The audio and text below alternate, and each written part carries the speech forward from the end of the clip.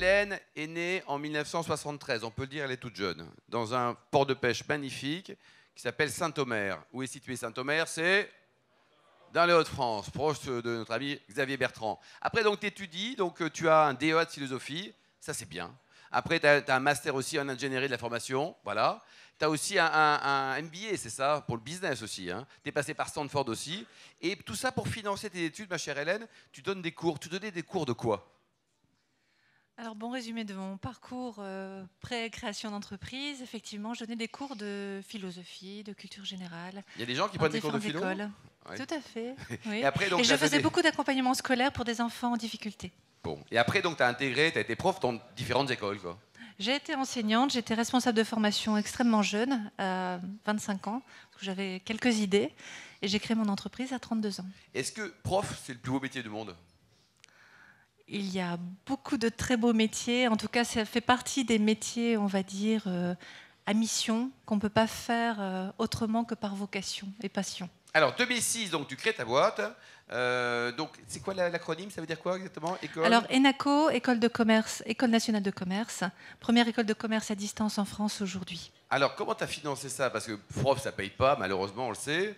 Soit tu es riche de famille, soit tu... Comment tu as fait pour financer une entreprise avec un joli programme, sachant qu'aujourd'hui, c'est une belle PME qui réalise 20 millions d'euros de chiffre d'affaires? Alors j'ai fait ce que font beaucoup de jeunes entrepreneurs, c'est-à-dire que j'ai démarré avec très peu, puisque j'ai démarré avec 15 000 euros de capital. Quand je suis allée voir le banquier avec mes 15 000 euros, il m'a dit ce serait peut-être bien de passer à 30 000. Et donc j'ai dû emprunter pour créer mon entreprise. J'ai emprunté, j'ai lancé mon entreprise avec cette idée qu'il fallait absolument à la fois avoir une école qui ait du sens, puisque moi mon but c'était de créer une école de commerce accessible à tous. Donc c'était un grand défi et en même temps être une entreprise rentable. Et nous avons été rentables dès le deuxième exercice. Deuxième exercice. Oui. Alors, aujourd'hui, quel type de formation tu dispenses?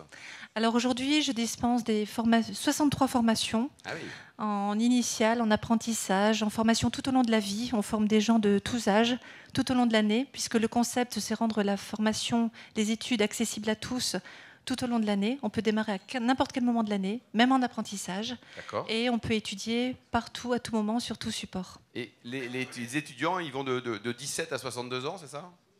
Même 63 si on veut. En tout cas, on propose des formations du BTS au master, en passant par le bachelor. Ce sont toutes des formations diplômantes, reconnues par l'État ou par la Fédération européenne des écoles. Nous proposons également des titres professionnels, puisque nous formons depuis quelques années de plus en plus de demandeurs d'emploi, à la demande de l'État d'ailleurs.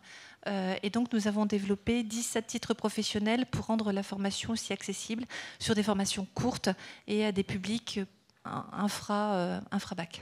C'est pas triste d'être dans une école de commerce sans voir ses profs? Mais je vois mes profs tous les jours et mes étudiants aussi. Un machin là, non? Non. Alors moi, le concept de mon école, souvent on imagine du digital learning comme une plateforme. On réduit ça à un business tech. C'est pas du tout ça. Non. Bon. Voilà. Alors ça c'est c'est dit. C'est ça aussi. Mais disons que le digital learning, ça repose sur 3 piliers. Effectivement, la technologie. J'ai fait développer par ma petite équipe dès 2010 mon premier LMS. Donc, quand j'ai une équipe, c'était un développeur et un stagiaire.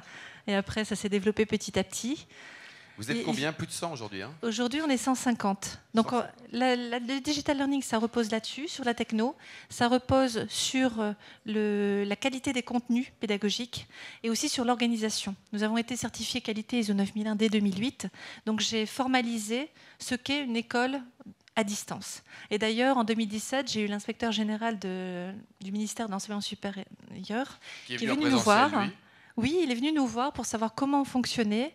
Et nous étions très fiers de nous entendre dire qu'on était les plus avancés en France en matière de réflexion autour du digital learning. Alors, tout n'est pas parfait, parce qu'effectivement, l'éducation, ce n'est pas une science exacte, malheureusement, ou heureusement, je ne sais pas. Mais en tout cas, on met l'humain au cœur de nos échanges avec les étudiants. Mais comment ils font pour faire la fête? Parce qu'en école de commerce, on fait la fête aussi. C'est important de faire la fête. Mais quand on est en digital learning, finalement, on peut faire la fête quand on veut et beaucoup plus souvent, puisqu'ils peuvent se connecter à tout moment sur leur plateforme, étudier à tout moment. Et ils ont des temps d'échange individualisés avec leurs enseignants et avec une équipe de coachs qu'on a mise en place il y a quelques années. Combien ça coûte? Alors, quand on est en formation initiale, pour s'inscrire en BTS chez nous, pour les 2 années, c'est 3 500 €. D'accord. Pour les 2 années. et les étudiants peuvent faire financer leur formation. Ils peuvent le faire dans le cadre d'un contrat d'apprentissage désormais. Et on a aussi tous les dispositifs qui sont accessibles via le CPF ou les dispositifs de la formation professionnelle continue. L'apprentissage, justement, on en a parlé tout à l'heure. On en parle beaucoup en ce moment. Quelle est ta vision des choses? Pour nous, c'est un grand changement parce qu'effectivement, on a beaucoup plus de jeunes qui souhaitent passer par l'apprentissage et beaucoup moins par la formation initiale, ce qui engendre en fait une transformation profonde de mon entreprise et des compétences qui sont demandées, puisqu'en fait, de plus en plus, moi j'étais passionnée par les débats que j'ai entendus tout à l'heure par plusieurs DRH, parce qu'effectivement... Tous. Pas certains, tous, mais tout le monde n'était pas DRH, c'est pour ça que je me dis. Voilà. Et en fait, c'était passionnant parce que moi, je retrouve ça avec mes propres étudiants aujourd'hui. On retrouve les mêmes thématiques. Ils veulent du sens. Ils veulent aussi du sens dans la formation. Le digital learning, par exemple, aujourd'hui, c'est un vrai choix pour un certain nombre d'entre eux qui ne se retrouvent pas dans les modalités habituelles d'apprentissage en face-à-face pédagogique.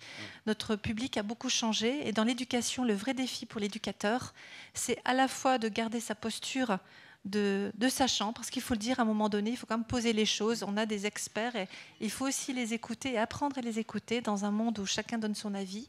Et en même temps,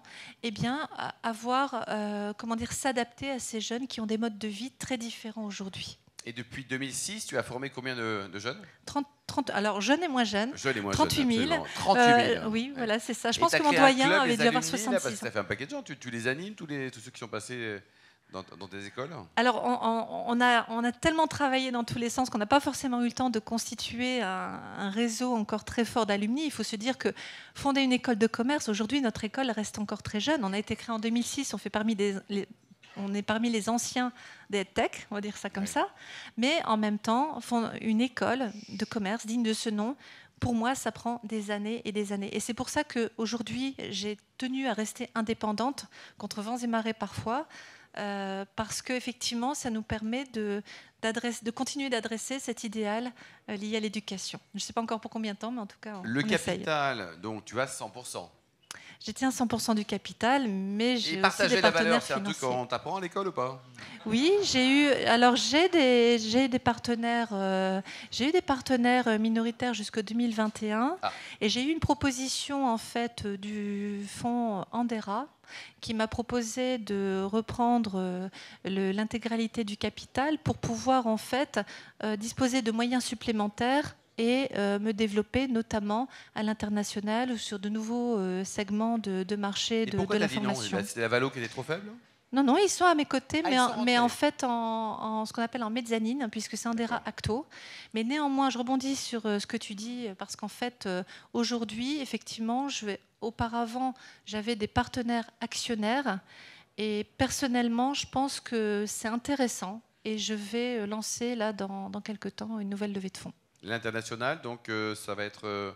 Il y a déjà des prémices au Maroc, par exemple? Alors, à l'international, on a déjà des étudiants on a environ 10% des personnes qui suivent une formation chez nous qui sont à l'étranger, de langue francophone, puisque tous nos cours sont en langue francophone pour le moment. Et donc ça, c'est un enjeu effectivement important. Mais en tout cas, c'est passionnant d'avoir des étudiants de toutes conditions. Tu n'as pas de regret de plus être prof? Non, j'ai jamais eu de regret de quoi que ce soit, en fait. C'est vrai que j'ai toujours l'avantage que j'ai dans mon entreprise, c'est que je peux aller discuter avec n'importe lequel de mes salariés. J'ai fait tous ces métiers puisque j'ai démarré toute seule. Et le seul métier que j'ai pas fait, parce que je ne suis pas informaticienne de formation, c'est le codage. Et d'ailleurs, je taquine souvent mes développeurs avec ça. Mais ça me donne un avantage extraordinaire, c'est que quand j'ai envie d'avoir quelque chose de développé sur ma plateforme, je viens le voir mon dev et je lui dis voilà, je veux ça. Il me dit je ne sais pas si c'est possible. Si tu vas le faire. Voilà. Et on a fait ça avec Stanford. Quand on a eu un partenariat avec Stanford, et on a alors pendant 6 ans, un partenariat avec Stanford pour proposer en France un programme en management de projet. Et on a un partenariat aussi avec Google, puisqu'en fait, on a été les premiers à proposer des cours complets de master sur tablette et smartphone en 2012. Donc là, on a donné un coup important en fait au digital en 2012, parce qu'effectivement, il y a encore beaucoup d'organismes de formation à distance qui fonctionnaient en formation par correspondance, et ça a été très disruptif. La deuxième innovation importante qu'on avait lancée aussi, c'était en 2019. On a lancé le premier coach vocal virtuel, et ça, on l'avait fait avec notre partenaire Google également. Et alors, côté présentiel et côté gastronomie, un petit souvenir sympa d'Anne-Sophie Pic? Ah bah oui, plein de souvenirs. On a la chance d'être français, de vivre en France, c'est juste extraordinaire. D'ailleurs, on s'en rend compte quand on va à l'étranger.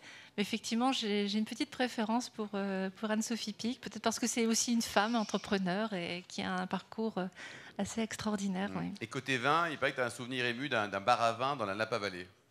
Alors effectivement, comme je suis allée une quinzaine de fois aux États-Unis, notamment dans le cadre de mes échanges partenariaux avec Stanford University et d'autres universités, j'ai eu la chance d'aller dans la Napa Valley. Mais bon, je dois dire une chose, c'est que quand même les vins français, on peut le dire ici peut-être, une c'est comme le pain supériorité. français cocorico, quoi.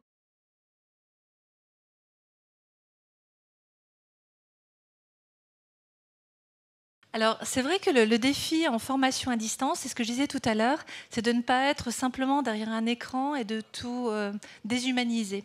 Et finalement, l'humain, pour moi, doit vraiment être au cœur du digital learning, c'est-à-dire que quand on parle du digital, comme je disais tout à l'heure, on parle souvent de technologie et on ne pense pas à ce contact.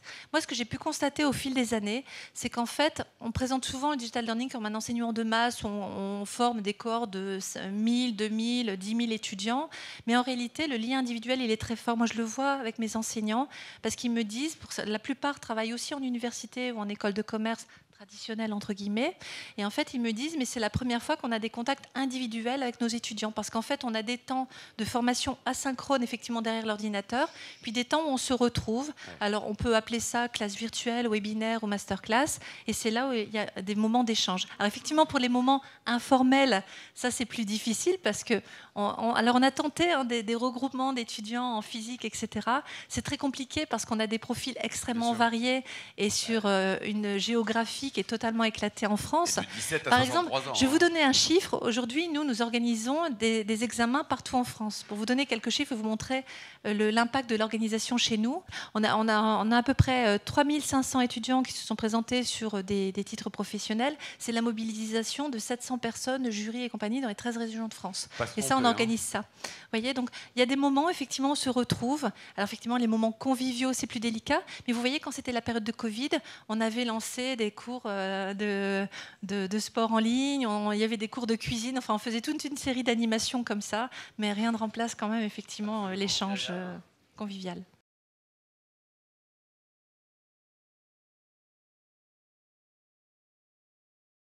Mais en fait, effectivement, il y a beaucoup d'activités qui sont tournées autour d'études de cas, où en fait les étudiants travaillent sur des projets professionnels. Là, nous sommes en train de faire passer, parce qu'on a 3 sessions dans l'année pour les diplômes européens, et on a des jeunes qui sont extraordinaires, qui dans le cadre de leur projet professionnel montent des projets totalement fous. Enfin là, on a un projet effectivement d'événementiel autour du bateau. Donc elle a un projet de financement autour d'événementiel pour organiser des événements sur des bateaux dans le sud de la France. Enfin, c'est vraiment extraordinaire.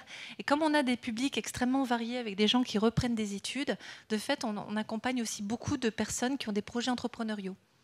Alors d'ailleurs, il y a quelques années, j'avais tenté de lancer Enaco Entrepreneur, mais c'était trop tôt, c'était en 2010. On avait lancé des modules, etc.